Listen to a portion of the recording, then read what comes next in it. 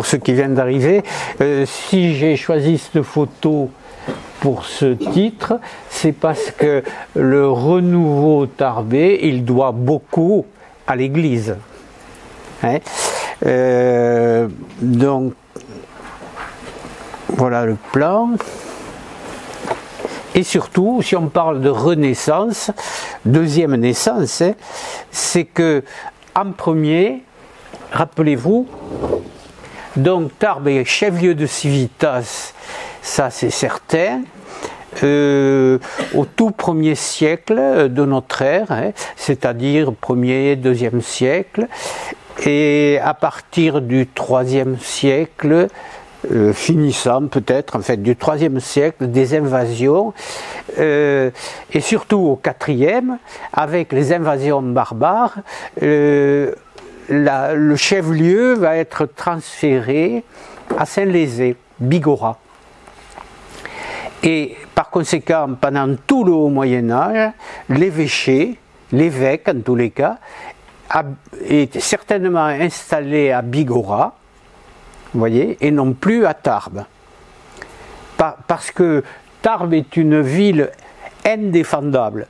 C'est Jean-François Soulet qui le disait à propos des guerres de religion, mais ça garde toute son actualité, si vous voulez, pour la période qui nous intéresse. Parce que il y a un avantage, c'est l'eau, pour les fossés, mais il y a un inconvénient, surtout avec ce système de bourg qu'on va voir là, c'est qu'il y a des quantités, une grande longueur, si vous voulez, de fortifications à entretenir d'une part, et à garnir d'hommes en cas d'attaque et de siège. Vous voyez, et ça, difficile.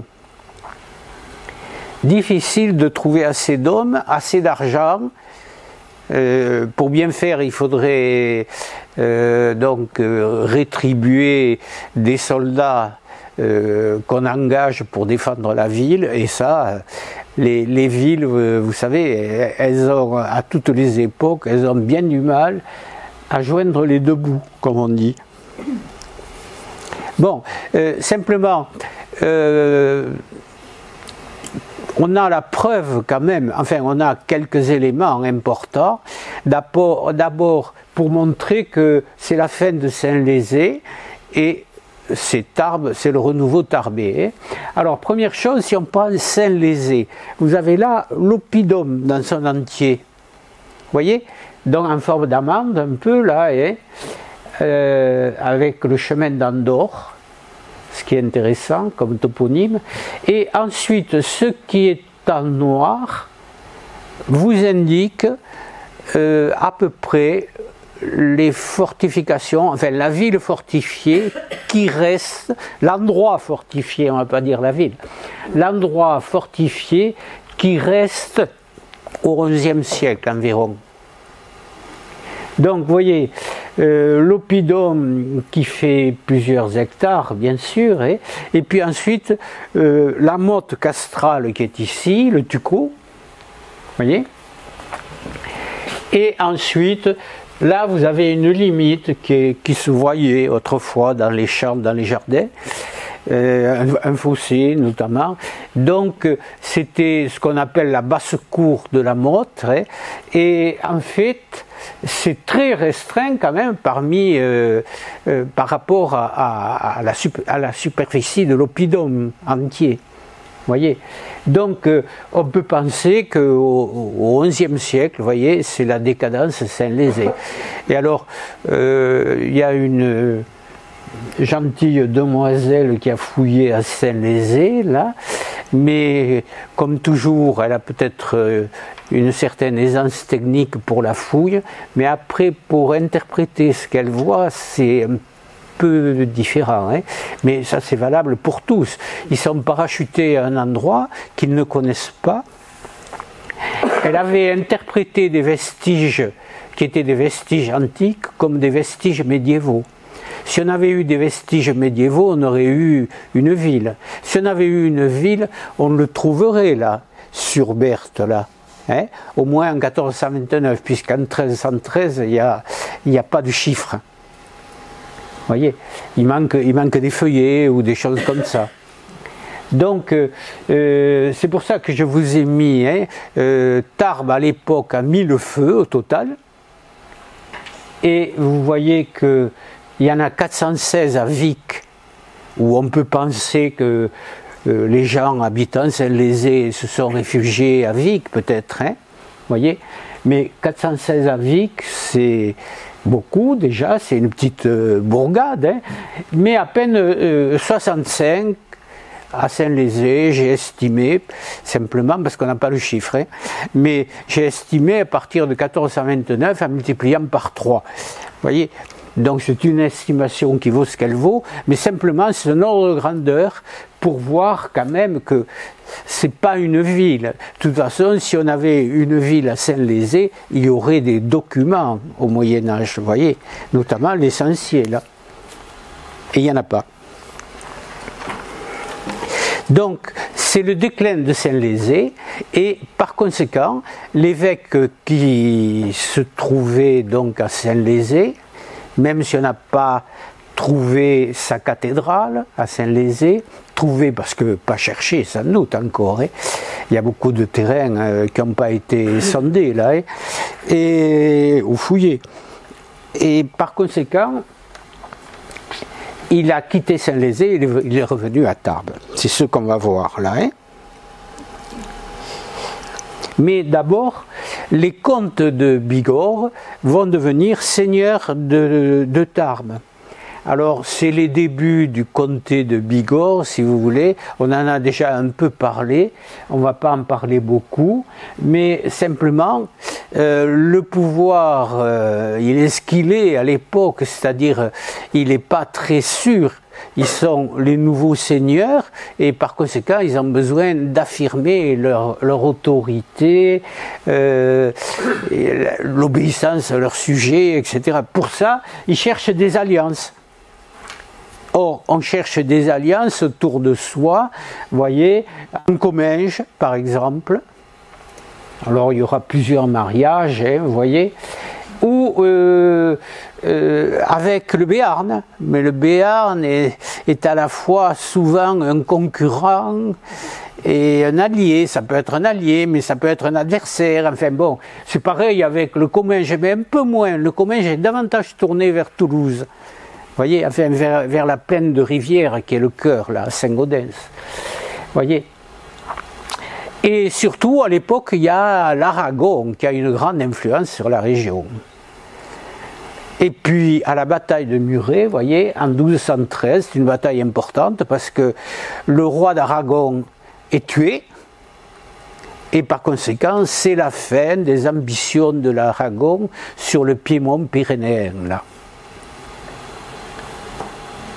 Alors ça, c'est pendant tout le début du XIe siècle à peu près, vous voyez, tout le XIe siècle.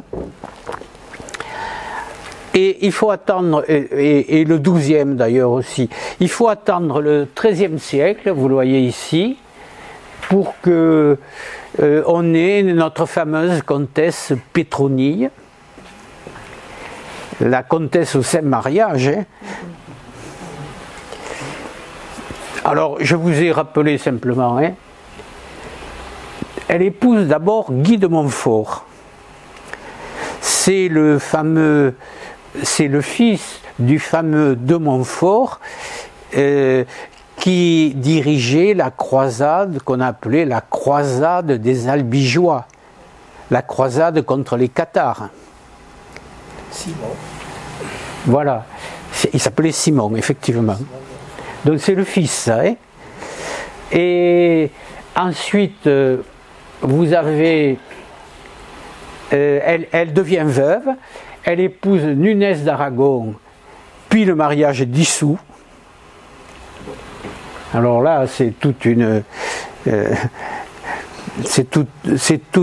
organisation pour dissoudre un mariage. Il faut prouver certaines choses, la non-consommation du mariage, enfin tout un tas de bazar. Mais comme on les marie très jeunes, ces jeunes filles-là, eh bien, évidemment, ça peut se produire quand même. Hein. Ensuite, vous avez Aymar de Rançon, Boson de Matas, et elle lègue le comté en 1251 à son petit-fils Esquivat de Chavanay. Mais le problème, c'est que par l'intermédiaire des héritages, de ce qu'ils impliquent, les conséquences, c'est que on va se trouver face aux revendications du Béarn, face aux revendications de l'Angleterre et face aux revendications de la France. Alors la France, c'est une affaire plus compliquée parce qu'il y a un faux document monté de toutes pièces qui serait la donation de Tarbes. Ça m'échappe maintenant. Bon, la donation de Tarbes, qui est une donation complètement fausse. Et par ce biais-là, le roi de France prétend qu'il a des droits sur la Bigorre et sur Tarbes. Voilà. Alors on va se trouver dans un embrouillamini, là, c'est pas près de s'arrêter. Hein. Et puis alors le roi de France, lui, comme il est roi de France, il va séquestrer le comté. C'est-à-dire, il va dire, personne pour l'instant, c'est le tribunal suprême, c'est-à-dire le Parlement, qui va régler la question. Mais en attendant, c'est lui qui a la même mise sur le comté et puis sur Tarbes aussi. Vous voyez ? Il va y avoir donc une administration royale à Tarbes, on le verra la prochaine fois, hein. Une administration royale à Tarbes. C'est plus le comte de Bigorre en tant que comte de Bigorre, c'est le comte de Bigorre qui est en même temps roi de France. En raison du séquestre, bien sûr. Et tout ça n'est pas sûr, on attend la... Bon, et ensuite on a très peu de documentation hein, sur ces périodes, il faut le dire. Alors je vous remontre cette carte là pour vous indiquer donc, vous voyez le comté de Comminges qui va jusqu'à Muret, donc aux portes de Toulouse, qui est un grand comté, plus grand que le nôtre. Hein. La vicomté du Béarn aussi. Et puis on a été lié aussi en fonction des mariages avec la vicomté de Marsan ici. Chef-lieu Mont-de-Marsan, bien sûr. Hein. Donc, voilà à peu près, mais vous voyez que c'est l'époque du morcellement féodal. Hein.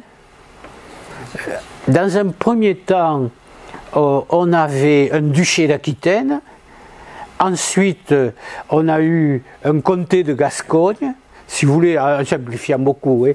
Et ensuite, on a, vous voyez, cette flopée là de communautés, de comtés, de vicomtés, etc.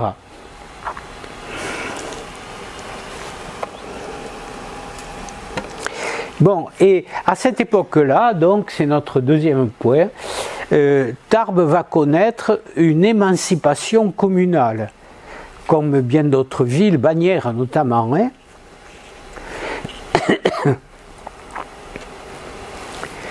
C'est-à-dire qu'il y a une charte de liberté, qu'on appelle fort, nous ici, en Béarn aussi, une charte de liberté, donc, qui va être, c'est un document qui va être octroyé par le comte de Bigorre, donc vers 1170, hein, et la ville devient vassale directe du comte, c'est-à-dire qu'elle va s'administrer elle-même. C'est ça le problème. Hein? Elle va s'administrer elle-même. Donc il y a des règles qui sont fixées. Par exemple, comment devient-on Bézi, c'est-à-dire Tarbé? La Bézéo, c'est la communauté, hein? La communauté de Tarbes ou autre communauté, hein? Ça s'appelle une Bézio, enfin Bézio je pense à la française, bien sûr. Et les Bézis sont les membres de cette communauté. Alors, le document fixe la manière de devenir citoyenne de Tarbes, en quelque sorte, hein, c'est-à-dire il faut un séjour de 1 an et 1 jour. C'est un peu, si vous voulez, les histoires avec les étrangers. Il y a toujours des règles de ce type. Et ensuite, les étrangers qui viennent à Tarbes obtiennent des garanties. Hein. On ne les arrête pas, on ne saisit pas leurs biens, etc. Sauf certains cas, évidemment, crimes ou autres. Hein. Mais enfin, ils ont un statut particulier. Et là, il faut penser que Tarbes, ville de marché, accueille beaucoup de marchands, sans doute, hein, du moins quelques marchands étrangers. Donc, ils ont des garanties. Voilà. Ensuite, le plus important, la manière de se gérer, si vous voulez, de s'administrer, c'est qu'ils élisent des juges, voyez, chaque année au 15 août. Les Tarbais élisent des juges au 15 août. Alors les Tarbais, disons les chefs de famille, c'est-à-dire la plupart du temps les hommes, sauf que les veuves sont chefs de famille aussi, hein. Donc les veuves ont toujours des droits équivalents, ou à peu près. Alors, le fait que le bourg-vieux soit le plus ancien, là on ne parle pas de la cité épiscopale, hein, c'est uniquement la ville du comte. Alors la ville du comte, c'est 4 juges élus pour le bourg-vieux, vous voyez 2 au bourg-neuf et 1 au Maubourguet. Donc ça veut dire qu'il y a des habitants au Maubourguet vers la fin du XIIe siècle déjà, hein, on en reparlera. Parce qu'on peut penser que c'est son nom d'abord est un peu péjoratif, hein, le mauvais petit bourg, hein, mais il y avait les boucheries, par exemple. En 1429, enfin un peu plus tard, pardon, début 16e, il y avait les boucheries qui étaient installées là, par exemple. Donc il faut penser que les canaux n'étaient pas aussi propres en sortant de Tarbes qu'ils y étaient rentrés.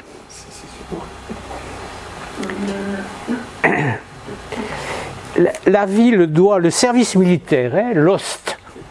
La ville doit le service militaire 3 fois par an quand même, et pendant 9 jours chaque fois. Ou au total peut-être, au total oui plutôt.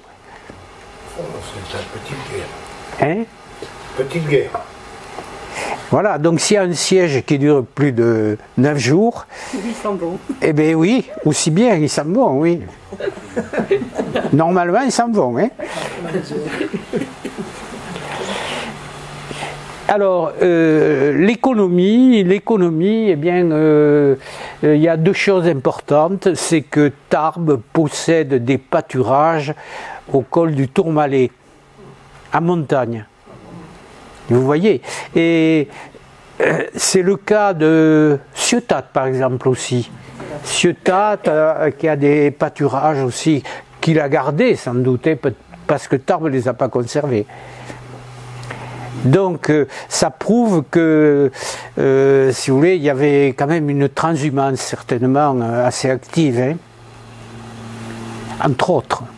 Mais surtout que on manquait de terre à Tarbes et autour de Tarbes. Voyez. D'ailleurs, il y aura des problèmes avec les communautés voisines, hein, on en reparlera. Ensuite, il fixe la vente des céréales, notamment à l'époque de ce qu'on appelle la soudure.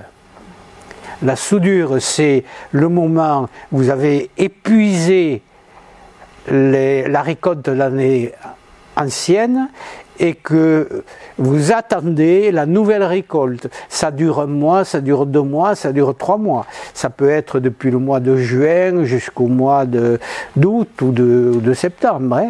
Hein. Voyez, ou même avant juin, si on en manque. Donc il fixe les règles là, les règles du marché, les règles des prix, parce que la tendance c'est qu'à ce moment-là, les céréales ont les prix qui flambent, bien sûr, puisqu'il y a beaucoup de demandes et il y a peu d'offres. Et donc ensuite les marchés, comment les céréales sont vendues, etc.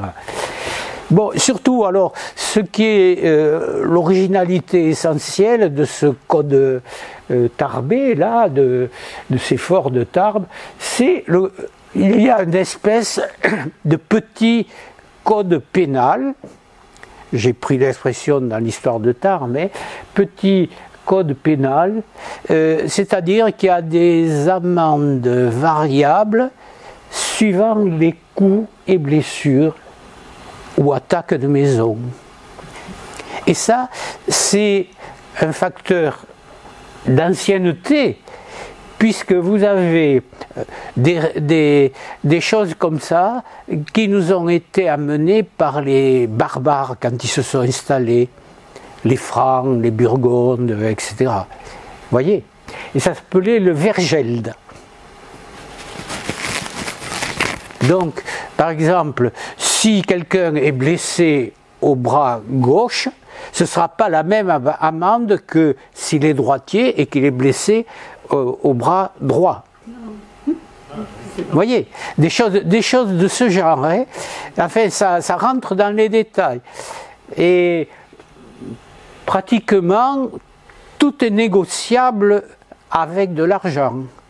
C'est-à-dire, si quelqu'un est tué, et si vous êtes très fortuné, vous pouvez payer en or, d'ailleurs, je crois que c'est fixé en or à ce moment-là, une somme extrêmement importante. Vous voyez? Donc c'est ça.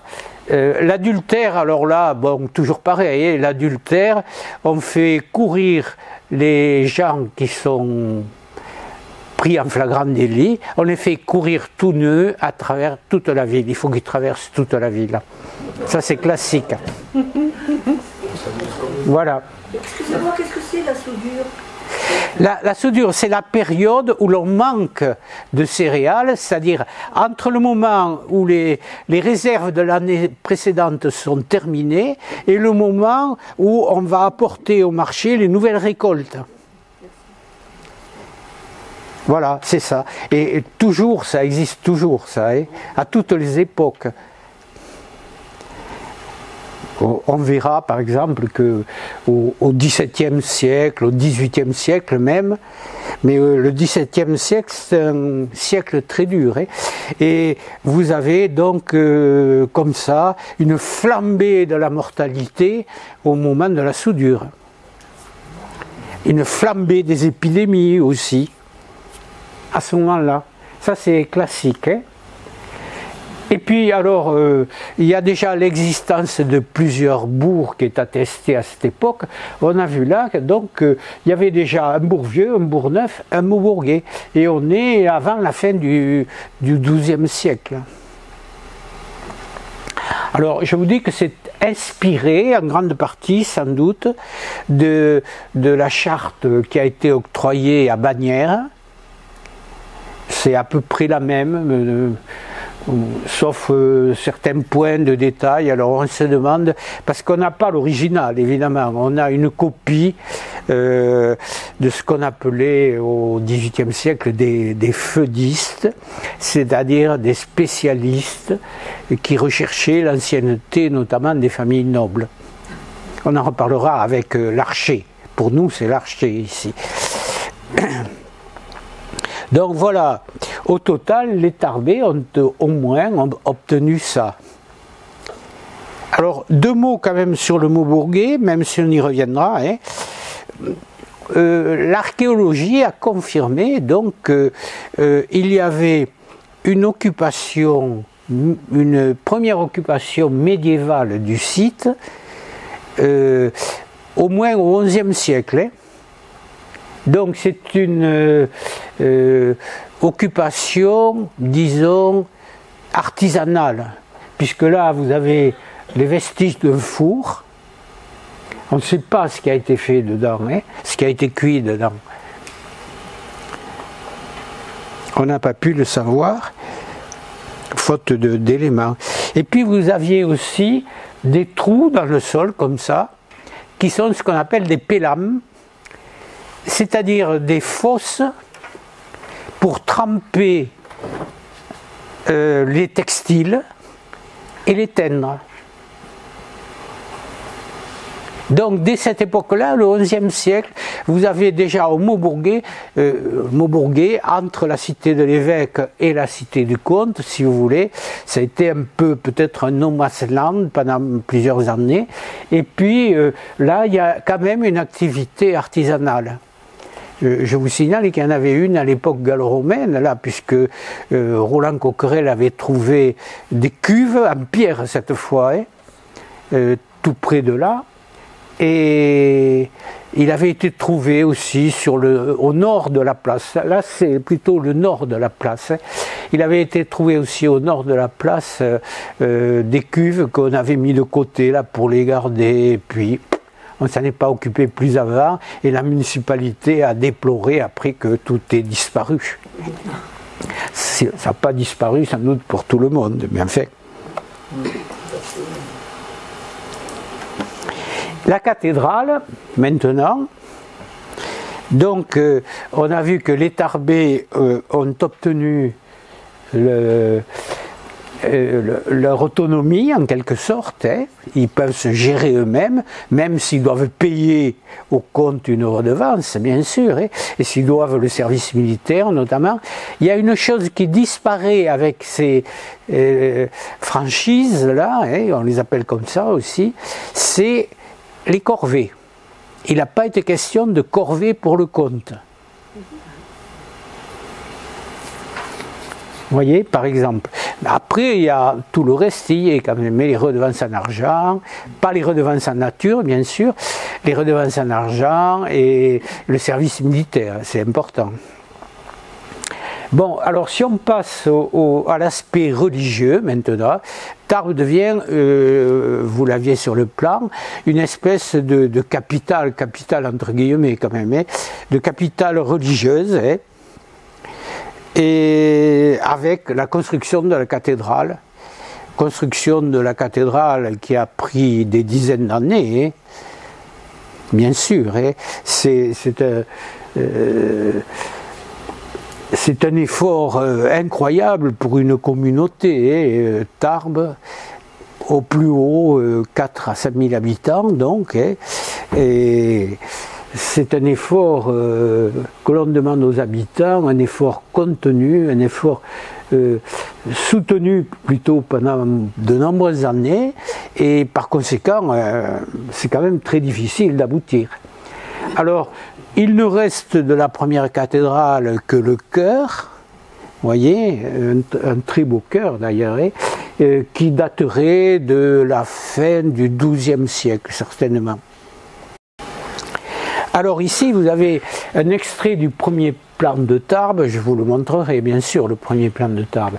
Il date de 1749, et dans ce premier plan de Tarbes, alors c'est agrandi, c'est pour ça que c'est un peu flou là, vous voyez en vert le canal de l'Aiguerotte, ici, depuis le haut là, il descend là, et il fait tout le tour, vous voyez, ici on est au niveau de l'hôpital, voilà, et là vous avez la cathédrale, le cloître, on va en parler, le cloître là, et puis vous voyez ici, alors ça se voit pas trop bien, mais regardez, vous avez ce grand bâtiment là, qui est le château de l'évêque, avec une tour là c'est sûr, là il y en a une autre, enfin il y a des tours, probablement ici aussi, des tours rectangulaires, et ce qu'il semble, c'est qu'on ait un espace fortifié, ça se voit mal là, mais ici, ce sont des hachures qui indiquent donc un dénivelé. Vous voyez, à cette échelle-là, ça ne se voit pas bien. Et donc, il semble que l'ensemble là a été fortifié, c'est-à-dire la fortification depuis la cathédrale, depuis le jardin qui est à l'ouest, à l'est, pardon, du chœur, c'est-à-dire ici en haut. Vous voyez, ici en haut. Avec ici, vous avez un mur là qui est dessiné avec des sortes de contreforts. On ne peut pas en dire plus, mais bon. Donc, ce qu'on peut déplorer, si vous voulez, c'est que le chanoine Lafont, qui a fait une monographie de la cathédrale, il montre l'aspect de la cathédrale qui est un aspect de forteresse, mais il ignorait complètement à l'époque, pratiquement complètement, le château, la motte castrale, etc. Le château qui est véritablement encore debout. Alors on a parlé plus du château comtal qui a complètement disparu et le château de l'évêque qui est encore sur pied, si vous voulez, on n'en parlait pas. Bon, enfin bon.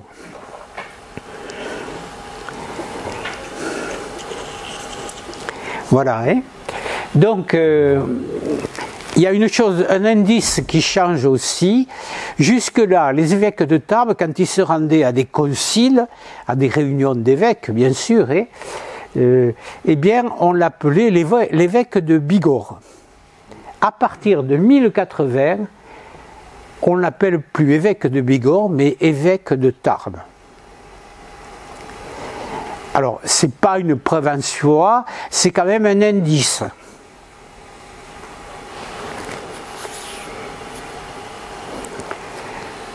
Deuxième chose, je vous ai montré le cloître sur le plan de 1749 et vous voyez que le cloître, il existe en 1248.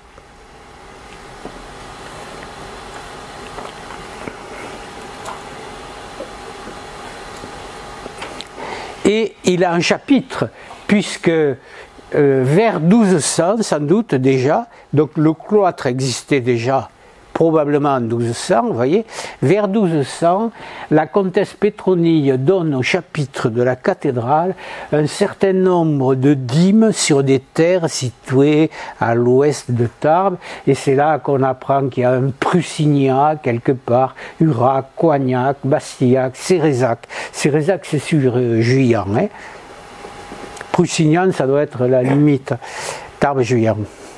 Bastillac, ça existe toujours, Donc, ces terroirs existaient déjà, bien sûr, et ensuite, malheureusement, là il y a un document, mais il n'est pas daté de manière précise, donc la comtesse Pétronille nous donne un jalon de plus, si vous voulez, sur le cloître.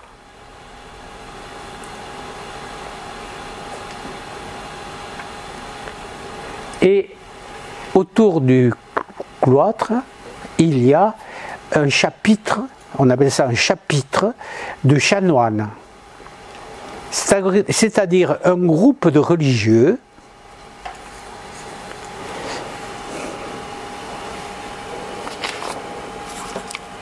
qui suivent la règle de Saint Augustin.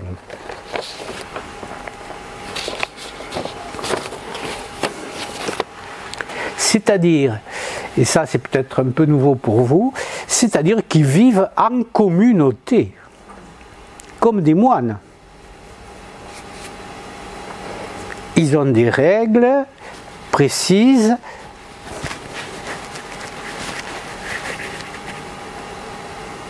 concernant évidemment les prières, concernant le culte, etc. Parce que le chapitre d'une cathédrale ou d'une collégiale, donc la collégiale d'Ibos, à une époque, avait des chanoines aussi. Celle de Bagnères, même chose. Vous voyez. Donc, la collégiale, c'était pareil, c'est le même système, toujours avec la règle établie par saint Augustin, qui était un évêque de la fin de l'époque romaine, du début du christianisme, si vous voulez, et qui est né en Algérie. Et puis ensuite, il a été à Rome, notamment. Hein. Et alors, il a établi cette règle qui, au départ, est assez sévère, hein, quand même. Sauf que la différence avec des moines, maintenant, c'est qu'ils ont en charge la paroisse et les paroissiens. Ils ne sont pas donc retirés du monde dans leur abbaye, par exemple, et par conséquent, c'est un clergé séculier, on dit. Séculier, c'est-à-dire qui vit dans le siècle. Vous voyez ? Contrairement aux moines qu'on appelle le clergé régulier, parce qu'ils obéissent à une règle. Donc, ils font partie ils sont à la limite entre les deux, mais ils font partie quand même du clergé séculier, parce que ils dirigent les offices, ils s'occupent de la paroisse, des paroissiens, ils s'occupent par exemple souvent de ce qu'on appelle la fabrique, c'est-à-dire les comptes de l'Église, si vous voulez. L'Église a une vie quand même, il y a des réparations à faire, il y a des dépenses à effectuer, il y a des recettes à toucher, etc. Donc ils s'occupent de ça, et en plus, et ça c'est vraiment leur originalité, contrairement aux moines, ils sont autorisés à avoir des bénéfices en dehors de ça. Donc, les terres que la comtesse a données aux chanoines, c'est que chaque chanoine dispose d'un revenu, d'un bénéfice sur ces terres. Et on peut penser qu'à une époque, ils sont même riches. Parce qu'ils disposent de terres qu'ils ne cultivent pas eux-mêmes, mais qu'ils font cultiver, bien sûr. Ils peuvent avoir des bénéfices sur des moulins, par exemple, aussi, ou autre chose. Sur des églises, évidemment, puisque là, au moins, à Urac et à Cognac, il y avait des églises. Hein. Excusez-moi, pourquoi toutes ces terminaisons en AC? Alors que Tarbes n'en a pas, Saint-Lézé non plus, Vic non plus. Pourquoi il y a cette concentration de AC?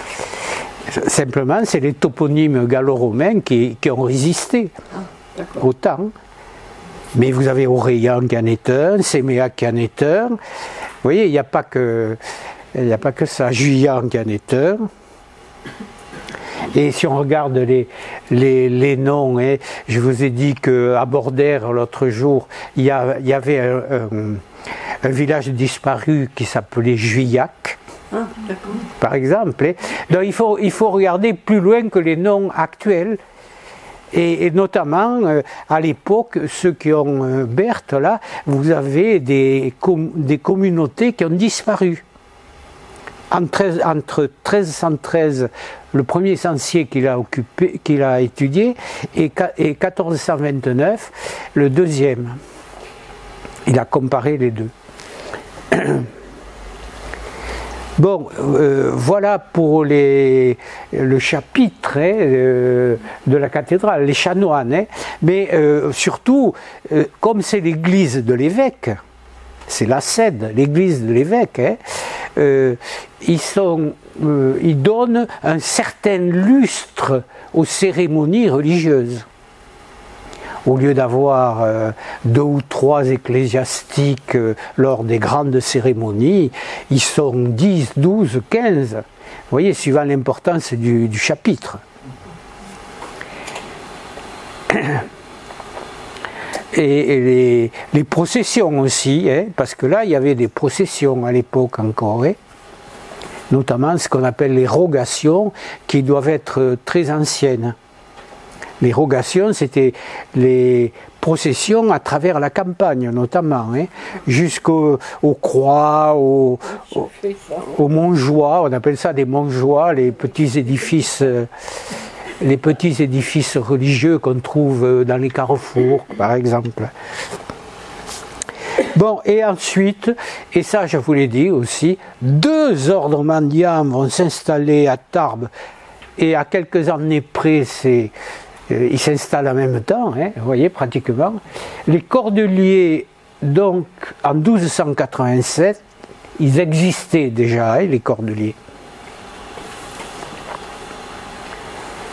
Les Cordeliers, c'est l'emplacement du moderne, vous voyez, c'est le bout du Maubourguet.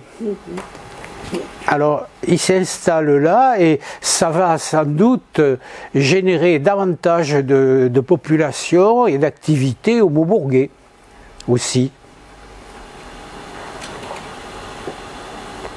Et les Carmes sont encore mieux placés, si j'ose dire, puisqu'ils s'installent près du marché. Pour un ordre mendiant, c'était peut-être quelque chose de très appréciable. Et oui, ils vivaient des dons, des offrandes, et de mendicité aussi. Donc, c'est ça la ville du comte, hein. La ville, pardon, j'en suis déjà au reste, c'est ça la ville de l'évêque, la puissance de l'évêque, c'est tous ces ecclésiastiques qui se retrouvent donc à Tarbes. Et je répète, hein, il faut que la ville soit prospère pour accueillir sans doute presque en même temps 2 ordres mendiants, coup sur coup.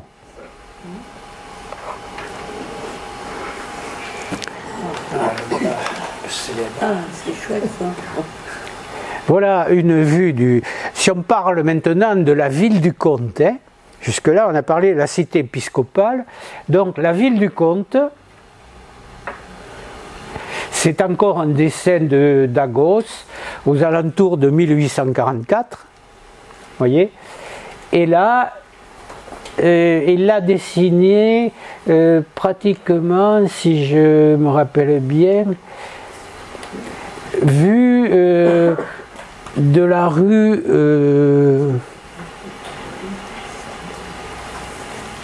enfin vous avez la place, on voit une maison dans le fond là, hein. Vous voyez, ici la place à la mairie qui est là, sans doute, donc c'est la rue perpendiculaire, la rue Brobois actuelle, quoi. C'est vu de là, c'est dessiné depuis là. Donc le château comtal existe sans doute assez anciennement, hein, depuis que les comtes de Bigorre sont seigneurs de Tarbes. Il est à peu près, enfin il y a de grandes chances qu'ils aient bâti leur château à ce moment-là, hein. Ils aient commencé du moins, hein, voyez. Mais il y a aussi autre chose, c'est quand même, je ne vous l'avais pas montré encore, le tombeau de Saint-Miscelin, qui se trouve donc à Saint-Jean. Ce sarcophage-là, massif quand même, hein, c'est ce qui montre son ancienneté, hein, et qui est signalé déjà au VIe siècle par Grégoire de Tours. Alors, y a-t-il eu une église depuis le haut Moyen-Âge qui a perduré comme la cathédrale jusqu'aux églises qu'on connaît par la suite? Ça, on ne peut pas l'affirmer, mais il y a des chances. Et s'il y avait une église, c'est qu'il y avait un lieu de culte. Quand on a transféré le cimetière de Saint-Jean, il était autour de l'église, hein. Au cimetière de Saint-Jean actuel, on a trouvé quand même quelques sarcophages. C'est un indice d'ancienneté quand même, vous voyez. Donc voilà. Le Bourvieux, domaine du comte, si la Cède est la cité de l'évêque, hein, le Bourvieux, lui, c'est la cité comtale, c'est le domaine du comte. Hein. Donc il faut penser que le château comtal devait exister bien avant le XIIIe siècle où on a la première mention. Hein. Mais je répète, hein, à Tarbes, on manque de documents hein, précis, hein, bien sûr. Il y en avait, hein, certainement qu'il y en avait, mais n'oubliez pas que les Huguenots, les protestants sont passés par là, ils ont souvent incendié les églises, vous voyez, pillé, etc. Donc ça a disparu. Et il faut imaginer donc les 4 principaux châteaux, entre guillemets, les 4 principales résidences comtales de l'époque, c'est Lourdes, là on est sûr qu'ils y allaient aussi, c'est Saint-Lézé, il y avait quand même le château, il y avait quand même le donjon qui est en pierre. Hein. Vous avez Mauvezer, qui appartient au comte. Et la première mention de Mauvezer, c'est justement le comte qui est passé par Mauvezer, je vous explique. Puis il y avait Tarbes. Et à Mauvezer, notamment, donc au XIe siècle, on a le premier document qui indique que le comte tient son plaid, PLAID, voyez, son plaid, c'est-à-dire il réunit sa cour, si vous voulez. Il réunit les chevaliers du secteur. Ça s'écrit PLAID, simplement. Donc, il réunit son plaid à Mauvezer, et c'est comme ça qu'il y a un document. À cette époque-là, Mauvezer sert surtout de gage lorsqu'on signe la paix avec le Comminges, par exemple. Hein. Donc, le château de Mauvezer est en gage, souvent. Ou alors, il passe dans la dot d'une quelconque héritière. Là, enfin bon, c'est compliqué. Alors, quant à l'église Saint-Jean, hein, vous voyez, elle est quand même ancienne parce qu'elle existait en 1285, ça on en est sûr, mais l'église actuelle a été construite au XVe siècle. Hein. Donc il y avait une église romane avant l'église actuelle, ça on en est sûr. Même s'ils ont fait table rase, je ne pense pas qu'on voit grand-chose de très ancienne dans l'église Saint-Jean. Hein, de très ancienne, c'est-à-dire d'époque romane. Alors quand même, en cherchant dans les archives, je vous ai trouvé un plan de la prison comtale, parce que la prison c'était le château, le château comtal. Et vous voyez là-dessus que le dessin que vous aviez là, c'est ça, c'est le donjon. Les 2 contreforts, vous les aviez vus de face. Oui. Vous voyez? Mais à côté de ça, vous avez un autre grand bâtiment ici. Vous avez un grand bâtiment là-bas aussi, une cour. Vous avez même une fosse ici, qui est peut-être en rapport avec le château. Donc vous voyez, ces bâtiments, on ne les connaît pas. Ils ont été démolis à l'époque où l'on a construit la mairie, et on ne les connaît pas. Donc c'est pour vous dire qu'il y a beaucoup d'inconnus quand même, hein, qui restent. Hein.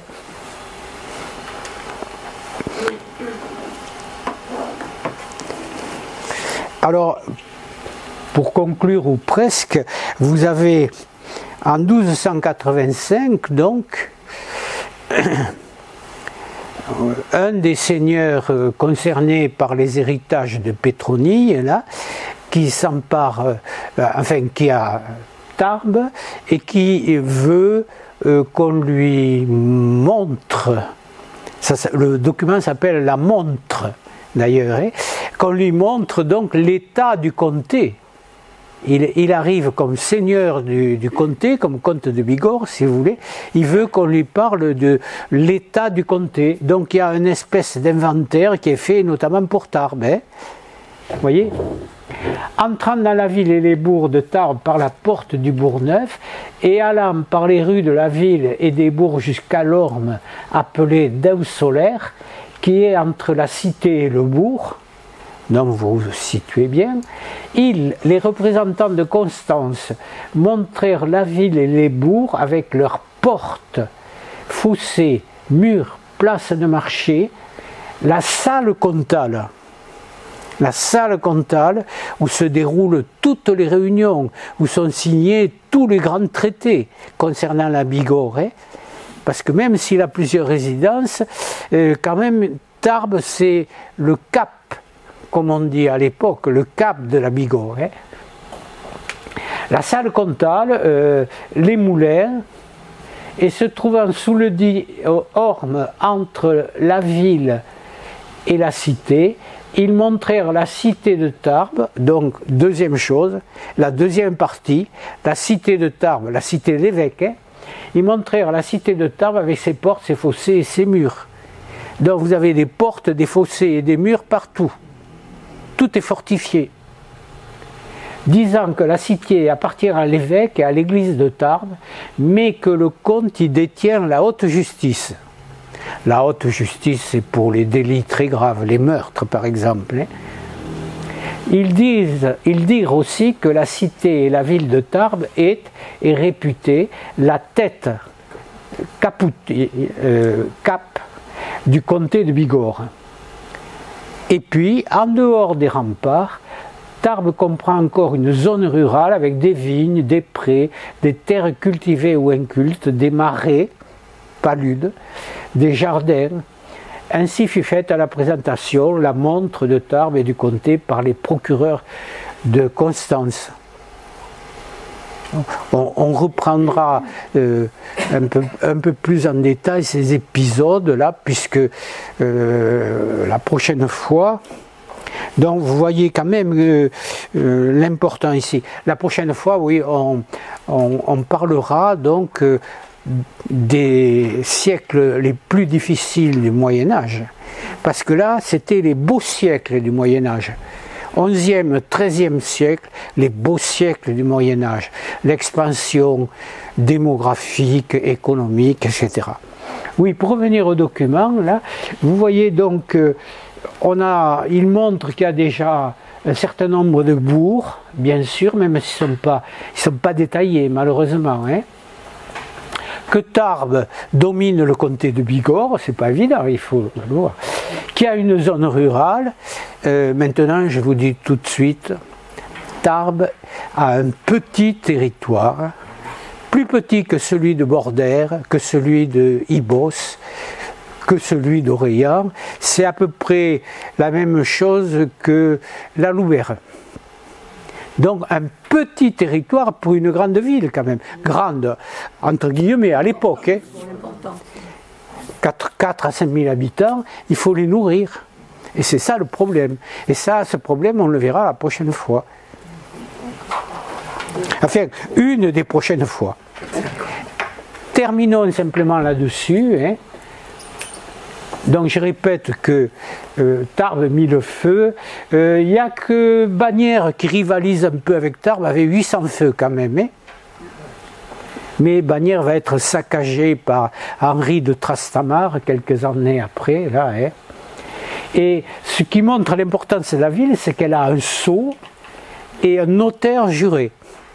Notaire juré, c'est-à-dire un notaire qui a la capacité, qui est certifié, si vous voulez, par toutes les autorités. Plusieurs moulins, alors il n'y en a que 2 en 1313, ce qui n'est pas beaucoup, mais il devait y en avoir plusieurs quand même,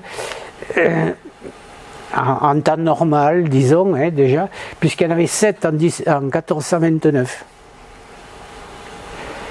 Alors, attestation d'un commerce important, c'est-à-dire un marché, bien sûr, même si ça reste très flou. Hein. Vous voyez, d'ailleurs, dans la montre, il part des marchés aussi, hein,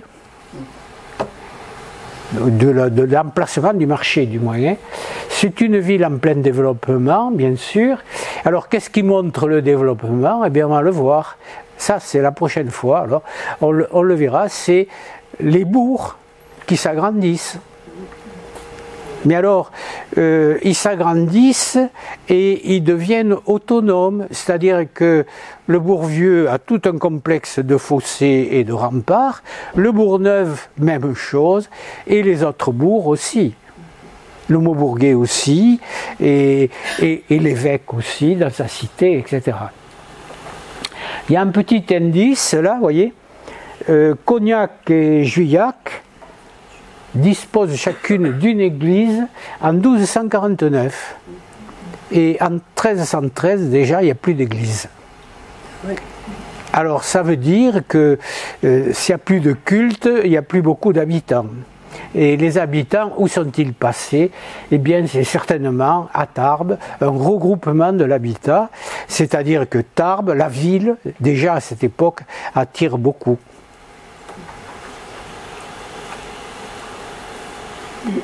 Retenez une chose quand même qui va paraître essentielle aussi, c'est que Tarbes a besoin de son marché, ne serait-ce que pour se nourrir, puisqu'elle a des terres insuffisantes. Vous voyez?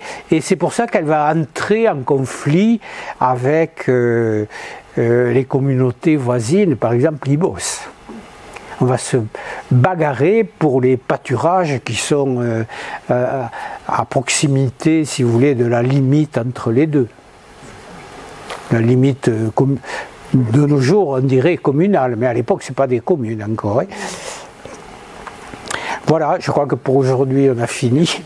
Merci.